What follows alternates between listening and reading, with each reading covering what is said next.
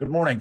My name is Sharak Shahabi-Azad, Director of Research at the Global Risk Institute. I am pleased to welcome you to the first webinar in our 2026 Macroeconomic Policy webinar series titled State of the Canadian Economy, Another Brick in the Debt Wall.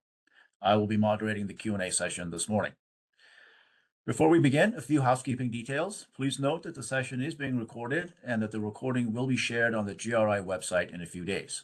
During the webinar, to avoid background noise, your microphones will be muted.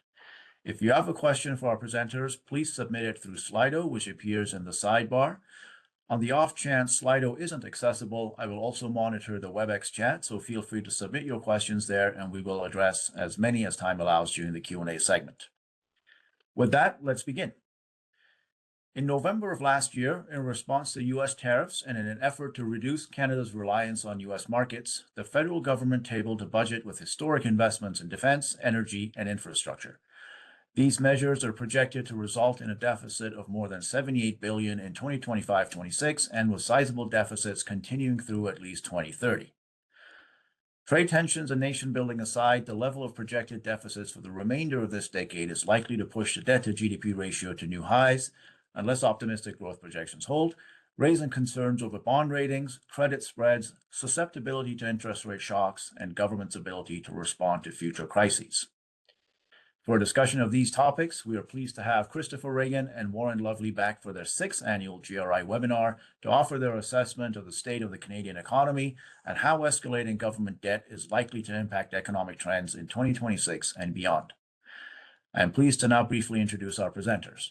Chris Ragan is an associate professor in McGill's Department of Economics. Chris founded McGill University's Max Bell School of Public Policy and was its first director. His outstanding career includes distinguished roles with the Bank of Canada, Department of Finance, the Eco-Fiscal Commission, and the C.D. Howe Institute.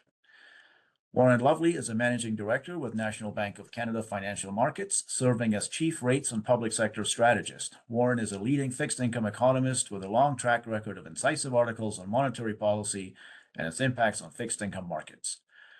We will begin our session today with remarks from Chris, followed by Warren. We will then move to the Q&A component with both. Chris, over to you. Please begin. So here we go. So thank you very much to the GRI for another invitation. It's great to be talking about good issues, and it's always great to be talking with Warren Lovely about good issues.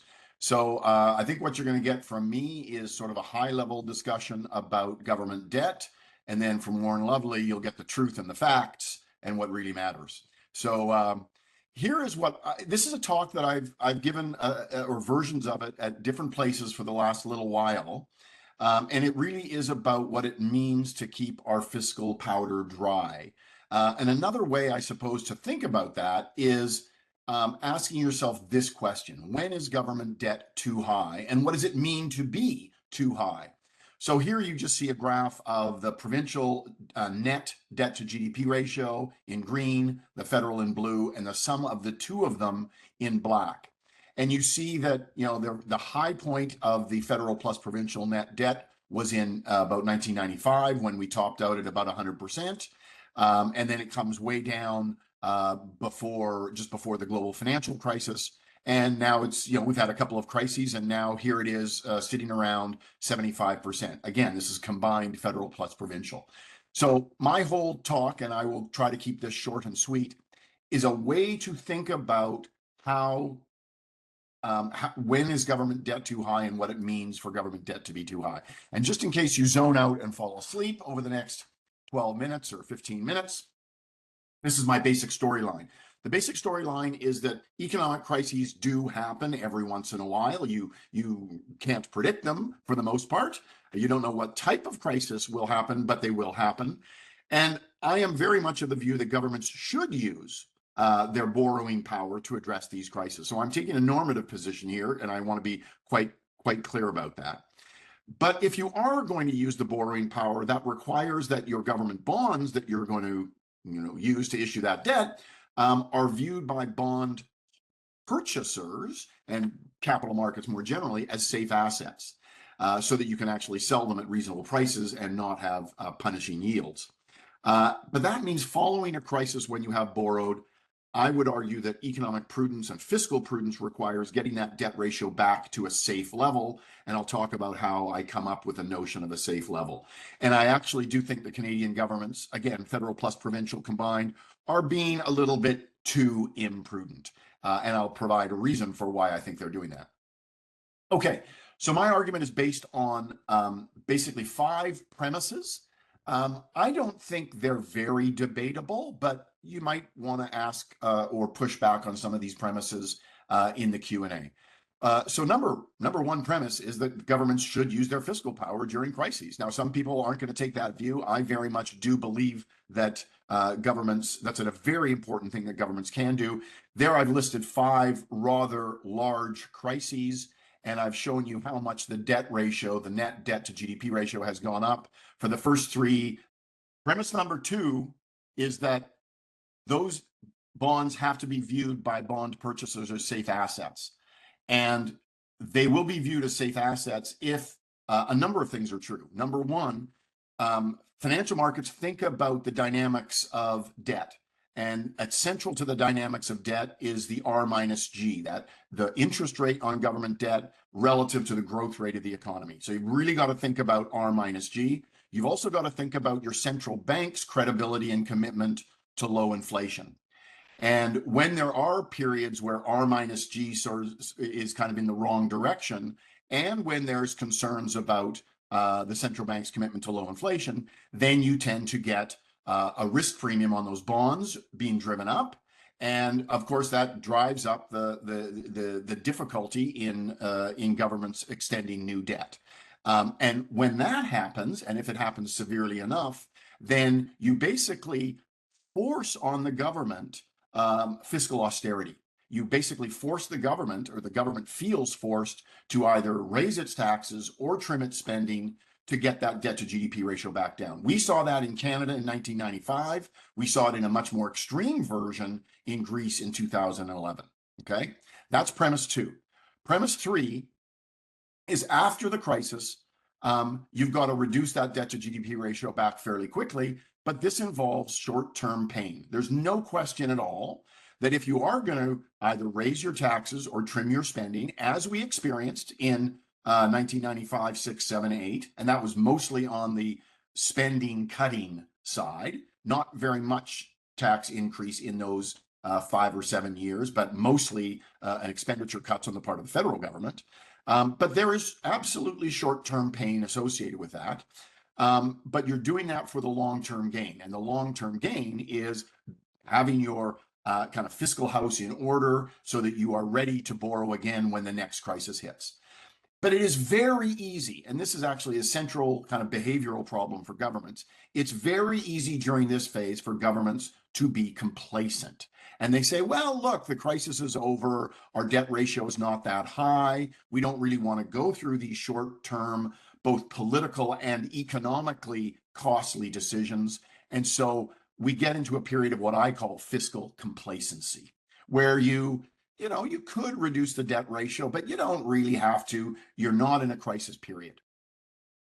Premise number 4, taxpayers generally want to receive current services equal to or greater than, if they could, their current taxes. Now, what this means is that there are a couple of things that are unpopular. High debt service payments become unpopular. And you actually started to hear it now when people say, our federal debt service payments are 10% of spending. That's larger than our health transfers. Now, I don't think it necessarily there's kind of not a deep point to be made that when interest payments are greater than your health transfers. There's nothing magic about that, but it's just a sort of a juxtaposition of facts that feeds into the public rhetoric, because there's this perception that when you're making interest payments, you're not getting anything for it.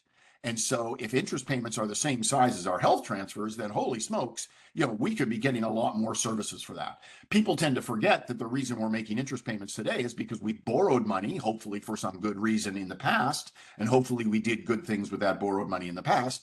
But in the kind of the ebb and flow of the political debate, that fiscal nuance tends to be lost. Another thing that's unpopular, and we certainly experienced this in the early 2000s, was large and sustained budget surpluses. When there are budget surpluses, which of course is the only way any government can reduce its absolute stock of debt is by running budget surpluses. Many people, the electorate tend to think, well, hold on, you're now taxing us too much. You're taxing us for money that you don't need because you're not giving us services back. And so we don't really like this. And so you saw this in the early 2000s when Jean Chrétien was prime minister, and we started talking about the fiscal dividend. Once our budget deficits became budget surpluses, there was a lot of discussion about, oh, what should we do with these budget surpluses? And let's spend some fraction of them. So there's political pressure there to really to avoid sustained and large budget surpluses.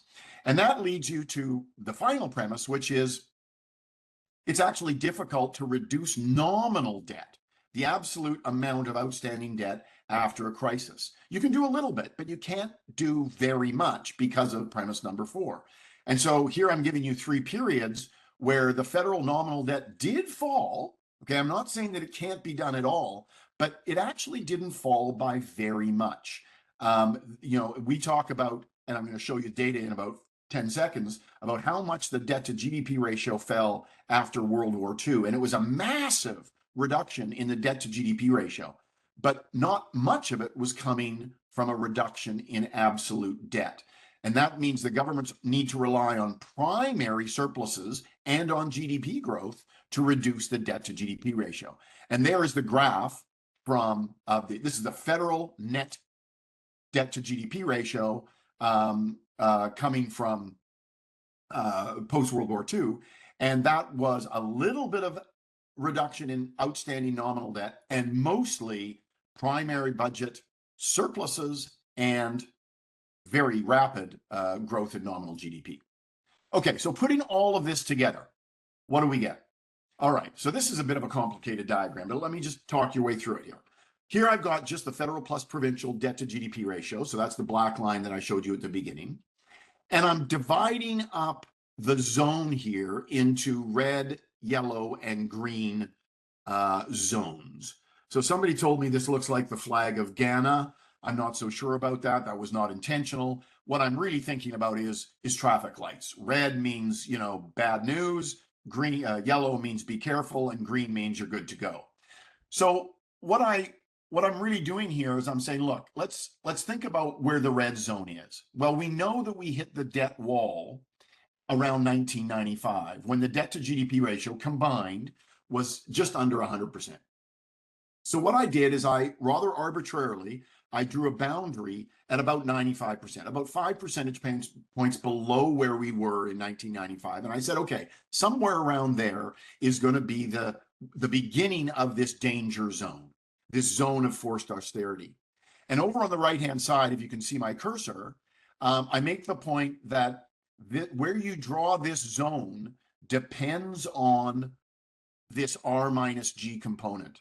The higher is the R minus G component, the lower is this boundary, right? In other words, the sooner you get into trouble because debt has its own internal dynamic when R is greater than G.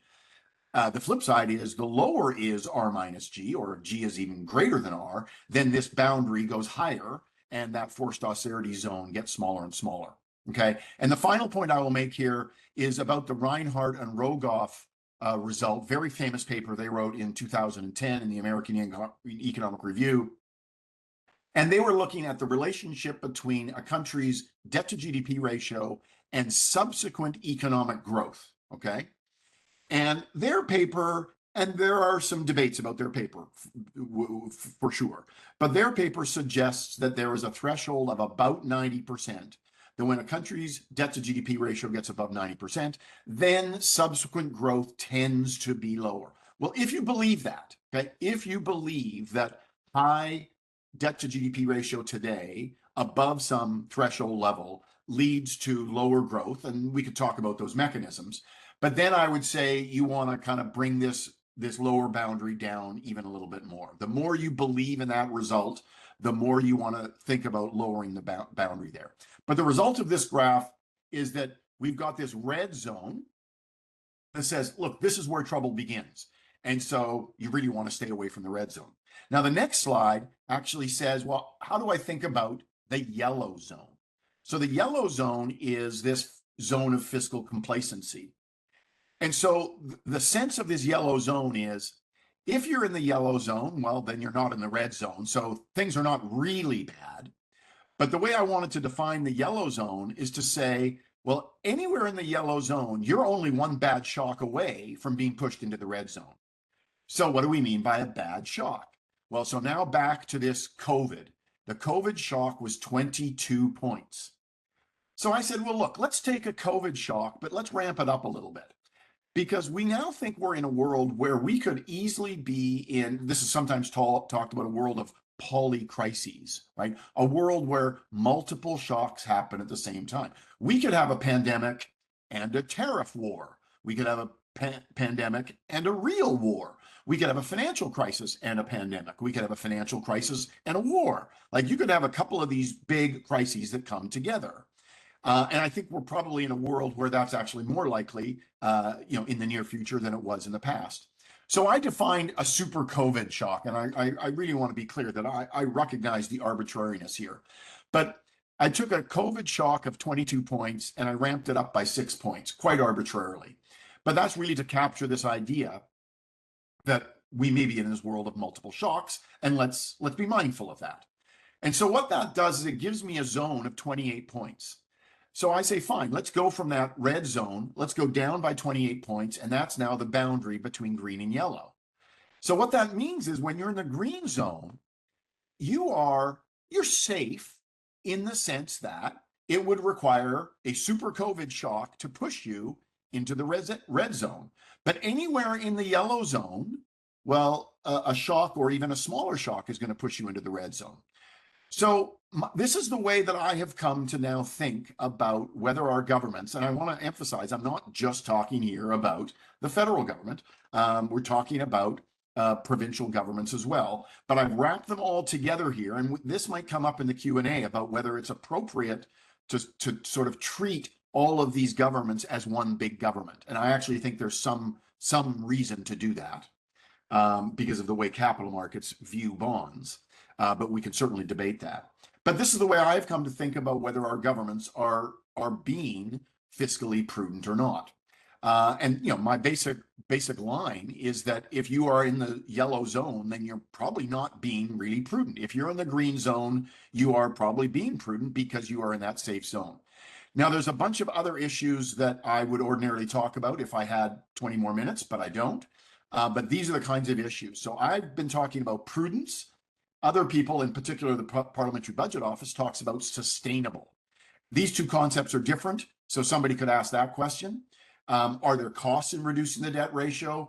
Compare Canada to other countries. And how does this all relate to future spending needs? So all of those things are things that could, and I hope some of them do come up in the Q&A, but I think other than that, I've got to just wrap this up. So I just want to say that, again, I start with this view that it is very important function of government to be able to use its fiscal power to deal with economic crises. Whether it's a war or a financial crisis or a pandemic or whatever the next thing is, to have a governments, plural, that are able to borrow and do good things for all of us and for the economy, that's a very, very important role the government plays.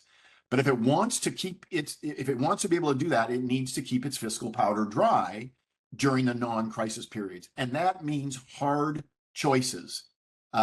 Anytime you have to battle complacency, it's difficult, but that is what's really at the heart of this discussion, is that you've got to do the hard work and sometimes the politically and economically costly decisions to battle that complacency, to get back to the green zone so that you are then ready for the next crisis to happen, because it will happen. We just don't know when, and we just don't know what type. So on that note, I'm going to stop and I'm going to turn it over to Warren. Yeah, thanks, Chris. You got me wondering what the debt burden is in Ghana. Maybe I'll have to look that up. But I think Chris has nicely demonstrated his versatility here. Those familiar with this with this GRI macroeconomic series know that Chris and I have been here for the past number of years talking about monetary policy. So it's a real pleasure, and I think totally appropriate to be pivoting the discussion to fiscal policy. So a lot of good points made there by Chris.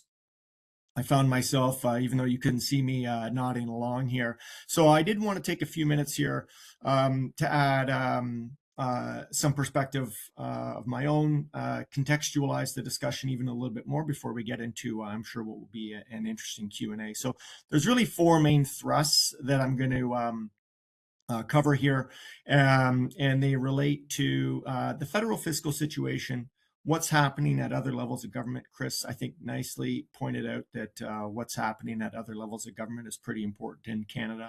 I totally agree. I will briefly touch on how Canada compares internationally, because I think there's some misunderstanding there personally. And then also try to bring it home with some perspective on just how much borrowing our governments are doing, whether it's sustainable or not. The simple fact of the matter is we're borrowing at a pretty brisk clip. There's only so much ground one can cover in, say, a dozen minutes and a dozen slides, so you'll forgive me if we don't get everything covered off here. But I'm going to go to my first slide here, which is already up. And really what I'm trying to show you here is, again, a little bit of perspective. I think it's a very natural starting point to begin with the sovereign, with the government of Canada, and to begin with the fiscal position, the budget balance for the federal government. And I think there's a tendency for us to zone in, zoom in, focus on the current deficit and what the plan looks like. And that is appropriate. But I think there's some benefit in looking back and taking maybe a broader historical perspective as well. I think what you can see if you look at this slide, this is, say, call it 60 years of budget deficits and budget balances in Canada. And I think, as everyone can appreciate, over 60 years, you're going to be in what? Vastly different economic environments with different economic cycles, different geopolitical climates. And we've also had, I think, pretty fundamentally and obviously different political leadership and leanings within Canada as well. So it's not to say that every period is equal. And I think if you take this historical perspective, what you can see is that the current deficits that the federal government is outlining, they're not as bad as they once were. Things have been worse. In fact, the federal deficit's been much worse, much more fundamentally larger, structurally larger. So yeah, I guess to some extent you say, well, that's not tremendously alarming, the deficits we're seeing right now. But make no mistake, we've entered into a period where deficits at the federal level have become structural. And if you go to my next slide, what that really means is that the federal debt burden has moved up. Now, again, we can take a historical perspective here, and I think this is appropriate. And you'll see a few things if you look back. You'll see, call it a 20-year period where we just massively leveraged up from the mid-70s to the early to mid-1990s. Chris talked about that forced austerity and getting into the red zone. Well, if I had my red, yellow, green zones on here, you can see where we would have been in the red zone in the mid-1990s. What followed was about a 20-year period of consolidation, deleveraging, and it was at the end of that this sort of fiscal dividend that we like to talk about now was born and created.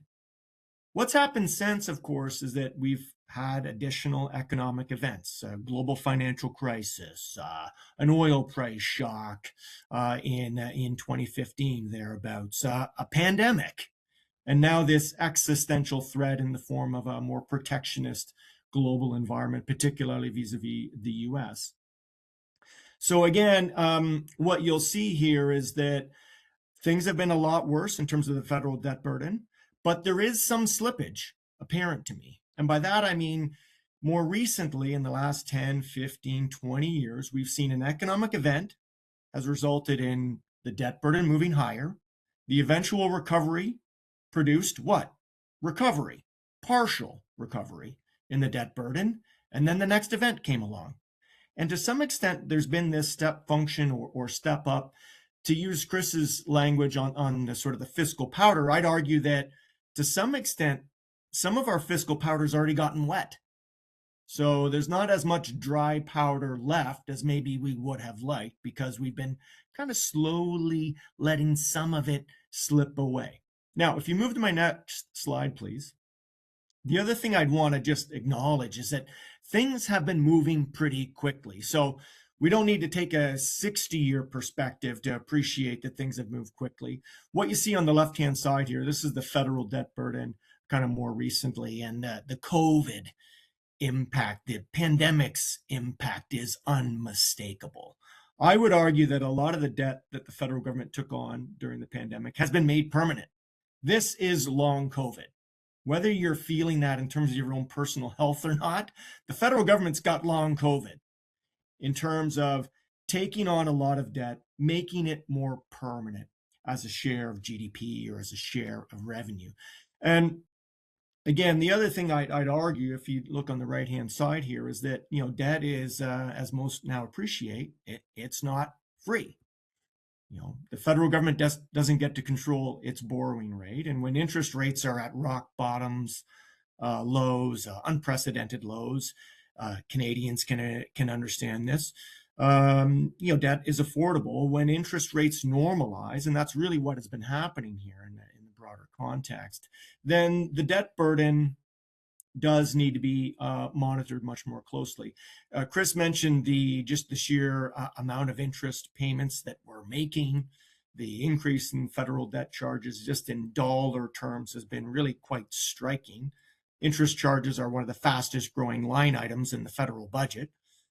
The interest bite, which is interest charges scaled to revenue, again, isn't nearly as alarming as it was in the 1990s. But let's never again compare ourselves to the 1990s, please. That would be my first plea. So sure, the feds aren't setting aside 33, a third of their revenue dollar just to pay bondholders. But debt is less affordable. And to some extent, all that incremental leverage that has been taken on is starting to show up in terms of just debt servicing costs. Now, on my next slide, please, before we get too bogged down in this sort of discussion of the federal deficit, I did want to take a step back, and I'm going to take progressive steps back. So the first step back I want to do is to acknowledge and maybe remind those on this webinar that the federal debt burden is really just one part of what the feds are borrowing for. Increasingly, it's not even the most significant part of what the federal government is borrowing for. Increasingly, non-budgetary transactions are what's driving and accounting for the larger share of net financing requirements for the federal government. And there just simply isn't nearly as much attention given to non-budgetary requirements or disclosure or information. And this is really where Carney's plan does start to deviate and look differentiated versus his predecessors. No prime minister in this country has ever had and ever pledged to do as much on a non-budgetary basis as Mr. Carney. We're talking about non-budgetary needs of at least 2 percentage points of GDP per year added to the deficit. So again, you really only have a partial picture when we talk about the federal budget balance. The next step back I want to take, if you go to my next slide, please, and this picks up a point that Chris made, and I don't know if it's just me, but it looks like the conversion of some of my slides might have been a little bit disrupted there. But the point I'd want to make is that other levels of government matter a lot in Canada. Now, for a lot of countries, the discussion of the government sector can start and end with the sovereign. We have a massively decentralized government model here in Canada. So the discussion does not, it maybe starts with the sovereign, it doesn't end with the sovereign. What's happening at other levels of government is really vital in Canada, perhaps more than most other advanced economies. And so ask yourself what's happening at other levels of government. And I can tell you that all provinces, all 10 provinces, are running deficits too.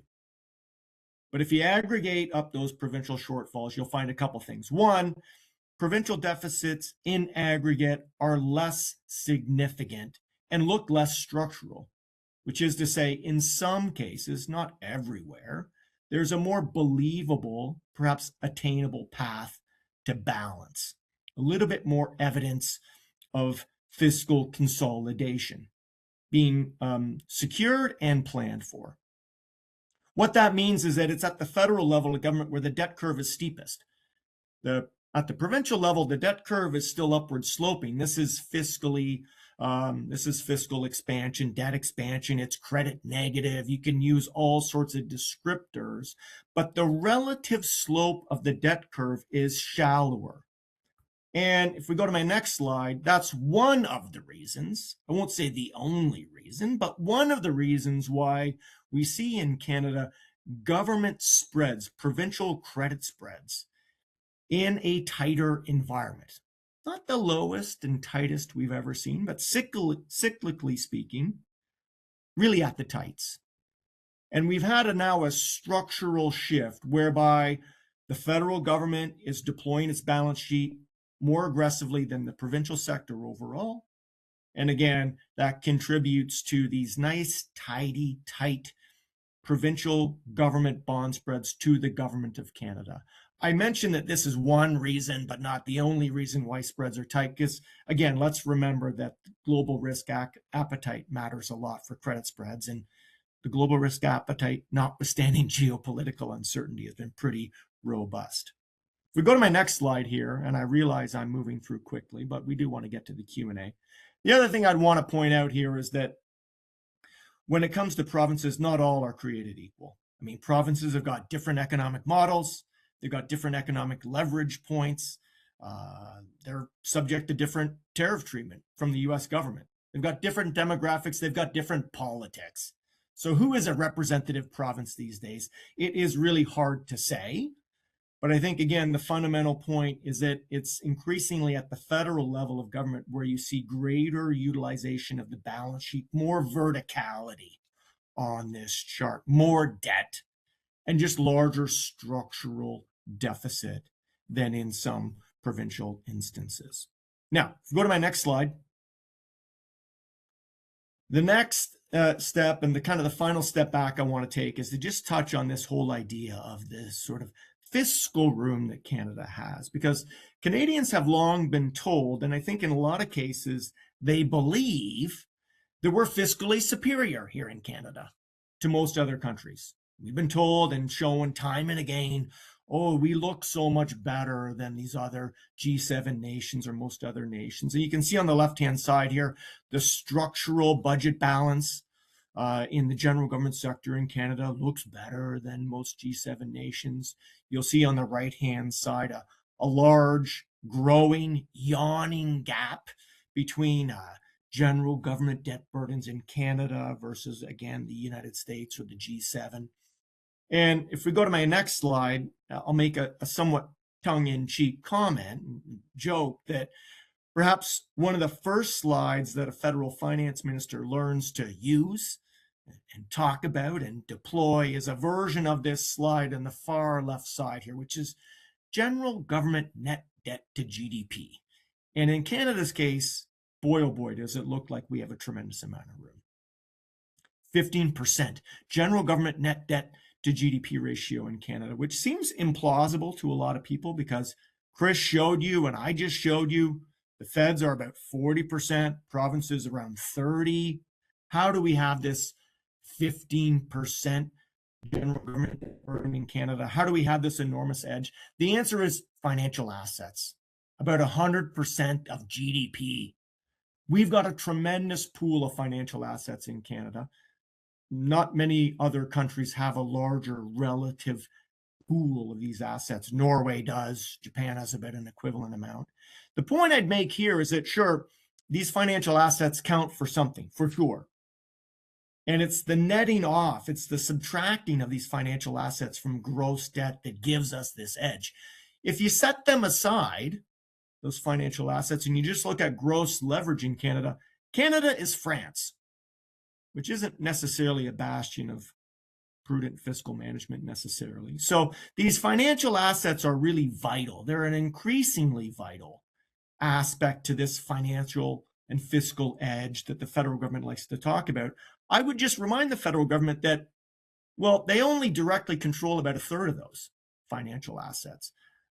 The much larger share of them reside at other levels of government or in the social security system. So the feds don't have access to these assets. Even the ones that they do control aren't necessarily all that liquid. If we go to my next slide, I think really from my perspective, what you might argue is that increasingly the social security system looks to me, CPP and QPP, like the fiscal linchpin behind this advantage that we have in Canada. So we should probably be paying as much attention to what's happening with the CPP as we are with the federal government or any given province. Food for thought. If you are paying attention, the picture is pretty encouraging. However, that's what actuarial assessments of the CPP show us time and again, including most recently. Okay, with my last minute or two, I'm going to move to my next slide and just say whether you believe that Canada's on a sustainable fiscal path or not, and I think, again, it's debatable. This is a point Chris and I think, tend to agree on. The fact is we've got a lot of borrowing to do in Canada. The federal government borrows in the bond market about $300 billion a year. The provinces about $150 billion. Add that up, that's $450 billion a year. Not quite 15% of GDP. Sure, some of that is for refinancing, but the net funding requirement, the federal and provincial levels of government in Canada, is about 7% of GDP. That's a faster rate of borrowing than what US governments are doing, which is striking. And again, just if we go to my last slide here, I would say it means that we've got a lot of debt to sell every day, time and again, almost in perpetuity here. We've got to find buyers for Canadian debt. And we've been relying increasingly and heavily on international investors to finance a lot of that. What it means is we've got record exposure to international investors. So again, we want to be paying close attention to those attitudes. And I think to come back to Chris's point, you want to be a bit careful about that fiscal complacency that may be creeping in to the system today. Thank you.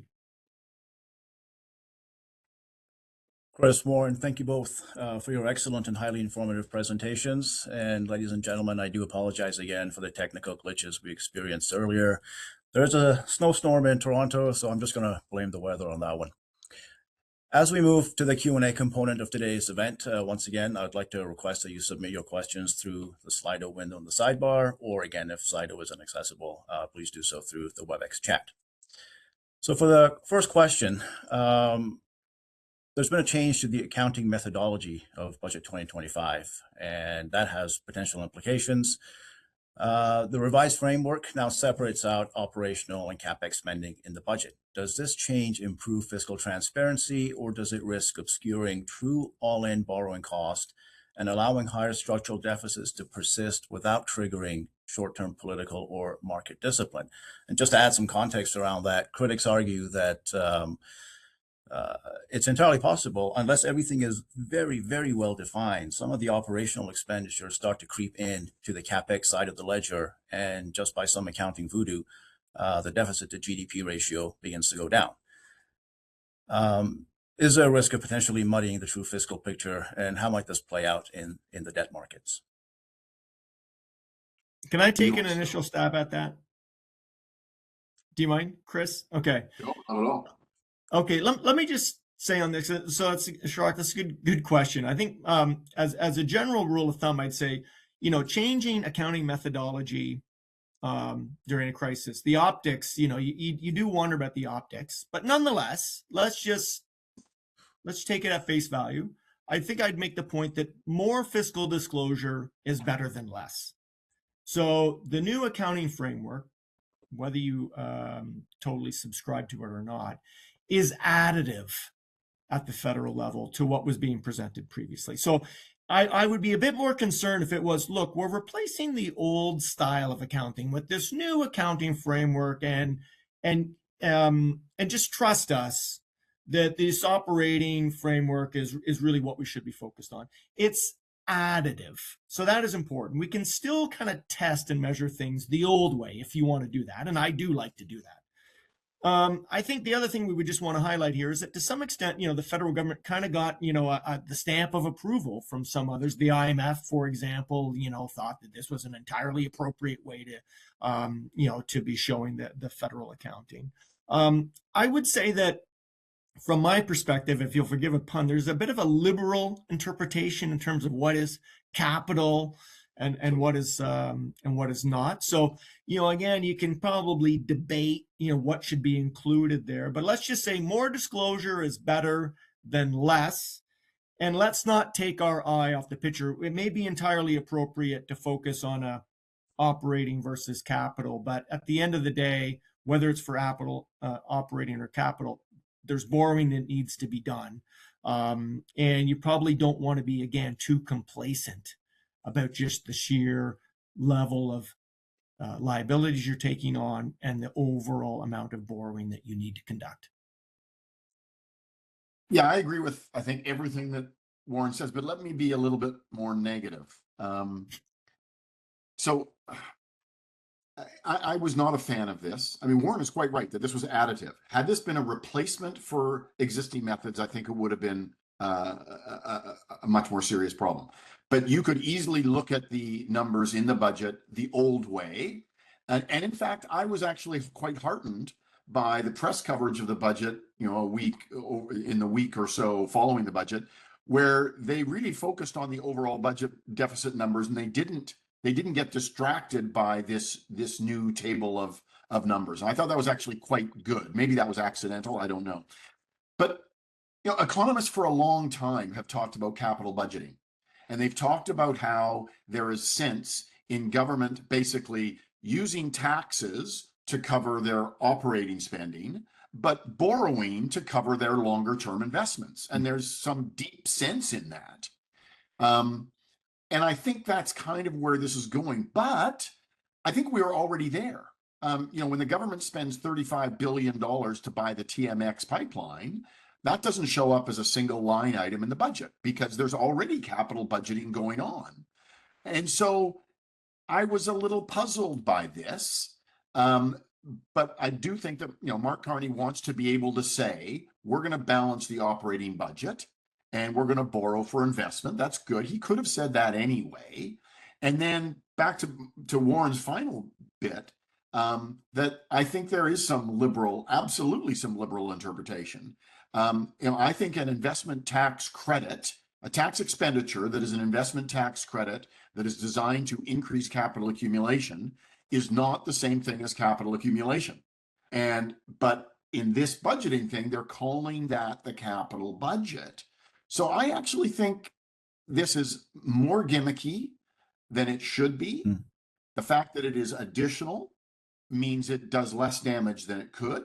And my sincere hope is that this disappears, but I'm not sure that it will at all. Thank you both. Sticking to the same theme, and let me try and come at this with a different angle. Warren, you did mention that we still have to do a lot of borrowing. So the signals that we get in the debt market is going to be, I guess, determining how, to the extent that we can engage in the credit markets. So how might the removal of a declining debt to GDP anchor replaced by a softer deficit to GDP and operating balance target alter rating agencies' assessment of Canada's fiscal framework and medium-term commitment to debt stabilization? As soon as the budget was released, there was the response from the debt markets was fairly muted. There wasn't. I think everybody's taking a bit of a wait and see approach to see how this all plays out, and generally an early good sign, despite the significant changes and even the massive deficit that we now see in budget 2025. How do you think this is going to play out in the longer term? Okay, well, I don't want to go first every time, but let me take an initial stab at this again, and Chris will have some great perspective on this. So, question to some extent deals with, how credit rating agencies are thinking about the federal fiscal projection and path. And I think to some extent, you didn't see a lot of alarm, whether that was at S&P or Moody's, DBRS or Fitch necessarily. The federal budget didn't elicit a negative credit reaction. And I think to some extent, there is what you hear from credit rating agencies is this idea that there is some runway that we have in Canada. Sure, I think we're using it. Let's be clear. Let's hope we get something for it, because to use Chris's argument on this sort of fiscal powder, like we're committing it. We're using it up. We're firing off fiscal shots with all that powder. Let's hope some of those shots land and get us something, because we've definitely made that commitment. On this whole idea of anchors, though, I think, anchors are only good if they hold. So to some extent, a degree of continuity and consistency would be nice to see. And you don't even need to change governments here, parties in power, to see big shifts in how the federal government has thought about its fiscal commitments here. And I guess what I'd like to see is a little bit more consistency, on an ongoing basis. And in terms of just gauging reaction to the federal budget, Shirok, you kind of alluded to market reaction. Again, not all that alarmed. We didn't see investors selling Government of Canada debt when the federal budget dropped. But at the same time, again, you want to just be careful about being complacent. You want to be careful about the signals you're providing to markets on a consistent basis. The last thing you got to say is, really, is this the budget that Canadians want? That's the other thing. Rating agencies will offer an opinion. Bond markets will offer an opinion. Voters get to offer an opinion. And to some extent, that's ultimately perhaps one of the end tests, is this what Canadians want? And we'll have we just had an opportunity to kind of let Canadians express a fiscal view. They'll have future opportunities to communicate whether they think Canada's on the right path or not just at the federal level, but provincially as well. So 3 quick points. One is about how the government communicates. So what guardrail does the government adopt? And I think this government, and every government, probably in my lifetime and probably for 100 years before that, has struggled with how best to talk about its fiscal guardrails. Should it talk about debt? Should it talk about gross or net debt? Should it talk about deficits? Should it talk about spending? Should it talk, and there is no right answer to this. Okay. So that's one thing. So, and we've now seen some changes over the last few years about shifting focus from debt to GDP ratio to deficit. And so I don't offer the obvious answer. I don't think there is an obviously right answer for how government should communicate it. I actually think it doesn't matter what the government says so much about how it communicates it. I think the credit markets are still going to be thinking about a whole bunch of things, including the debt to GDP ratio. And they're going to be thinking about to what extent this debt is safe. The response that we've seen that has been very muted, maybe even a positive response, you could argue post-budget, I think is quite appropriate. Canada is not in, Canada in 2025 and 6 does not look like Greece in 2011. It just doesn't. And it's nowhere near it. But saying that the government is being imprudent or that the government is being a bit too complacent is not the same thing as saying we are in Greece of 2011. And, I think it's going to be very interesting to watch this over the next few years, because if Mark Carney remains as our prime minister for the next few years, so this now depends on political things, including, seats in the House and other things. I think we have just seen a budget in 2025 that is the beginning, it is not the end, of an expansionary government. It's the beginning of increased defense spending. It's the beginning of a defense industrial policy. It's the beginning of a bunch of things. And there's a bunch of spending that has been talked about that has not been included in budget 2025. And so I think it's going to be very interesting to see what as the debt to GDP ratio evolves and to the next couple of budgets, and what are the credit markets going to see in terms of a commitment from the government about getting down to that green zone? Will there be one, right? And I think this is going to be the interesting thing, because we can remain in this zone of complacency, which is where we are right now. But the world also changes. And so there might be a little bit of a shock that pushes us up. And to what extent is the government going to introduce a plan that does a whole bunch of spending things that it wants to do, but also decides maybe not to do it, not to finance it through borrowing, but to finance it through some form of tax reform, right? And these are huge questions. So I think we are at the beginning of probably a pretty interesting 3 or 4 year fiscal experiment. Thank you. And on the issue of getting down to that green zone that you alluded to, Chris, there is a degree of optimism baked into the growth projections, which may not hold given the volatile state of the world. To what extent do the projected decline in deficit from 2.5 roughly to 1.5% of GDP over the plan rely on these optimistic growth revenue and interest rate assumptions? And how sensitive are credit metrics if growth rates or interest rates are even modestly less favorable than forecast? So I think getting to that green zone really is dependent on really optimistic growth projections, which may or may not materialize. So I'm going to let Warren talk about the assumptions of interest rates, okay?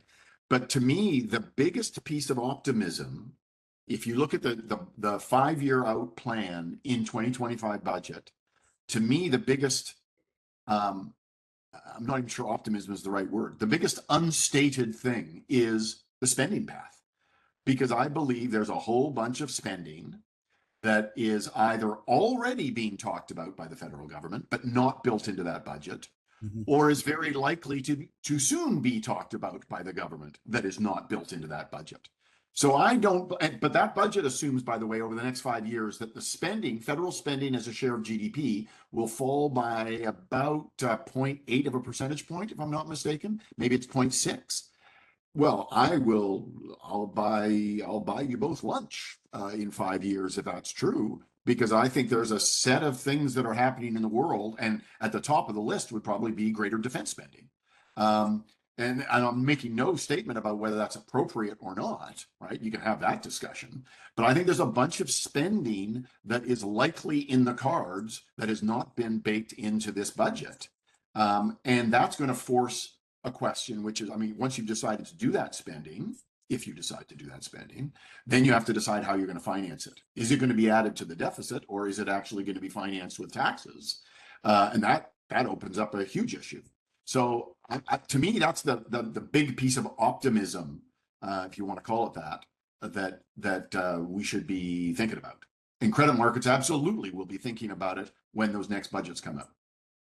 Yeah, I think I like the way Chris framed that. I mean, that is the biggest missing piece of the puzzle. I mean, not to push back on the question, I would just say that if you look at the economic planning assumptions at the federal level or for any province, the approach that is taken here is that a government goes out and surveys the consensus forecasting community, the private sector forecasting community. They get an average. They use that as the basis for budgeting. And the federal government does this in the same way that Ontario, Quebec, British Columbia, Alberta does this. So to some extent, the economic assumptions are based on the prevailing wisdom of the private sector forecasting community. So can we get it wrong? Absolutely. But I'm not sure that I would criticize the federal government for the economic assumptions that they're using.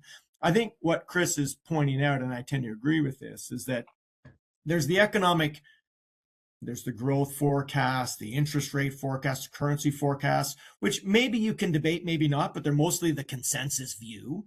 The bigger question would be is, given that economic environment, how attainable and achievable are your spending plans? And is there more stuff that you really think you want to do that you're not yet showing? Those are the bigger issues, and I think Chris is right to emphasize those. Very good. Thank you both. We are approaching the 1 hour mark. And before we get to our final question, a very short survey will appear on your screen. Ladies and gentlemen, please take a moment to give us your feedback. And we've shortened the surveys. It just requires star ratings, and no comments are required. Chris, I want to go back to one thing you mentioned, the graph that you'd put up with the red, yellow, and green zones. The red zone would sort of push us into taking some tough decisions. The government takes some tough decisions, and there will be some austerity measures. There is a question from the audience as it particularly relates to some of these difficult decisions that have to be made. In this particular case, the example given was that public service there's going to be significant layoffs in the public service, and we can expect somewhere around 28,000 positions to be eliminated, which could then see up to 60 billion in savings. So is that, if we have a sustained period that we are in that red zone, is that something that we could be seeing more of, that these difficult policy decisions, programs being cut, jobs being lost in the public service, and is that a matter of good policy, I guess, to reduce the debt to GDP ratio in the long term? So let me start with the final part of that question. I think it's never good policy to end up in the red zone. And when you talked about being in the red zone for a sustained period, you're typically not in the red zone for a sustained period. You typically get into the red zone, and pardon my expression, but shit happens. Okay. The red zone is a period where, the bond markets are backing up.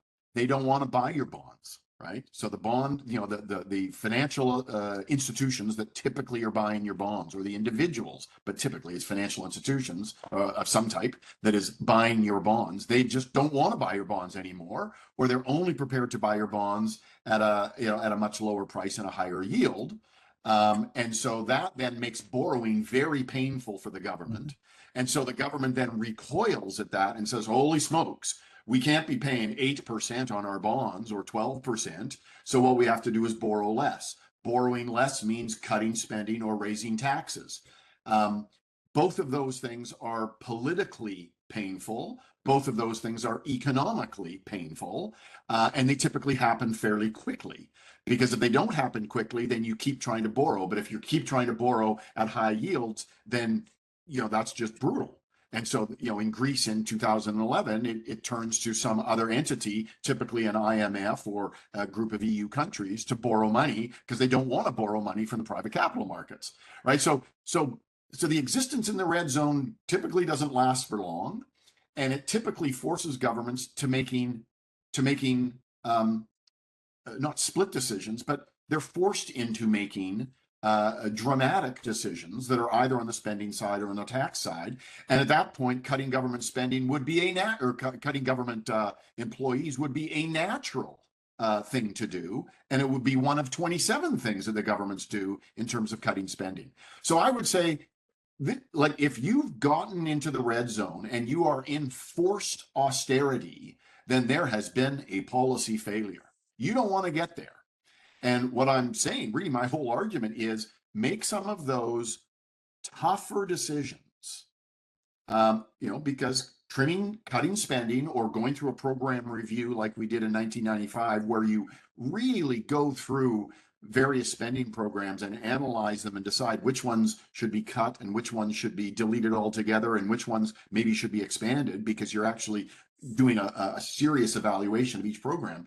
That is a hard exercise to do, but you do it not in the heat of the moment. You do it when times are good, when you can do it in a thoughtful way, and you can cut the spending that is a low priority spending so that you can free up resources for your high priority spending, because the government has lots of that. And so you want to be making those decisions, whether it's on the spending side or the tax side, now, so that you can stay in that yellow zone and gradually get to the green zone, so that you can avoid being forced to do that in a very quick and probably haphazard way when you're in the red zone. So that's my view, is just you're taking those actions now so that you never get into the red zone. Thank you, Chris. Warren, do you want to add anything to that in 15 seconds? Well, I agree with Chris. Let's take the action now, so you don't have to do it at the barrel of a gun, which is to say, when bond investors have revolted. We had that experience once. Let's not go there again. Fantastic. Thank you. Ladies and gentlemen, unfortunately, that's all the time we have for questions. Before we close, I want to thank Chris Ragan and Warren Lovely for sharing their analysis with us today, and for, again, providing valuable frameworks and numerous insights about what to expect in the short and medium term economic outlook.